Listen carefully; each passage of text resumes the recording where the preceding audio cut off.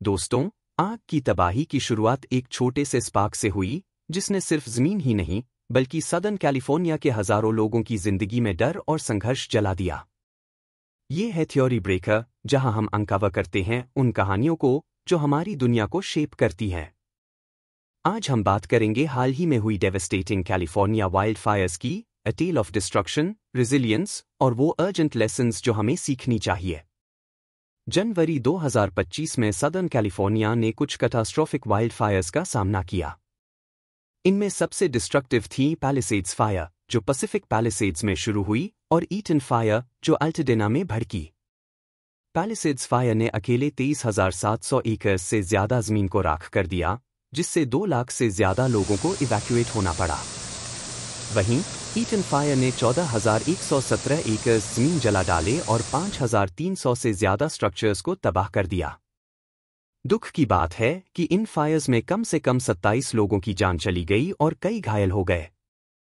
इन आगों की तीव्रता सेंटा आना वाइन्स की वजह से और बढ़ गई, जो 100 माइल पर आवर तक की स्पीड से चल रही थीं, और लंबे समय से चले आ रहे ड्राउट कंडीशंस ने इसे फ्यूल किया। ये आग सिर्फ जमीन और घरों को ही नहीं बल्कि कम्युनिटीज, वाइल्ड लाइफ हैबिटेट्स और आसमान को धुएं से भरकर तबाह कर गई। फिर भी इस तबाही के बीच इंसानी हिम्मत की कहानियां सामने आईं। क्रिस क्लिंटन और उनके 2 दोस्तों ने अपनी मां के घर और आसपास की प्रॉपर्टीज को बचाने के लिए सिर्फ गार्डन होजेस और पूल वाटर का इस्तेमाल किया। उनकी ब्रेवरी एक उम्मीद की किरण बनी। लेकिन नुकसान हर जगह हुआ।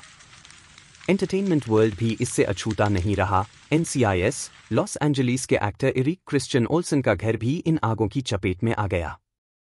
अपने लॉस के बावजूद उनकी फैमिली ने सेफ्टी और मिले सपोर्ट के लिए ग्रैटिट्यूड जताया। फायर फाइटर्स ने टायरलेस एफर्ट्स से काम किया और जनवरी के मिड तक पैलिसेड्स फायर 22% और ईटन फायर 55% कंटेन्ड हो गई। इकोनॉमिक टोल भी स्टैगरिंग है, जिससे $250 बिलियन के लॉसेस का अनुमान है, जो लॉस एंजलिस की हिस्ट्री की सबसे महंगी वाइल्ड फायर घटना बन सकती है। ये वाइल्ड फायर्स सिर्फ नेचुरल डिजास्टर्स नहीं हैं, they are warnings. Land management पर रीथिंक करना, फायर फाइटिंग रिसोर्सेज में इन्वेस्टमेंट और क्लाइमेट चेंज को टैकल करना, ये सभी अर्जेंट एक्शंस की जरूरत है।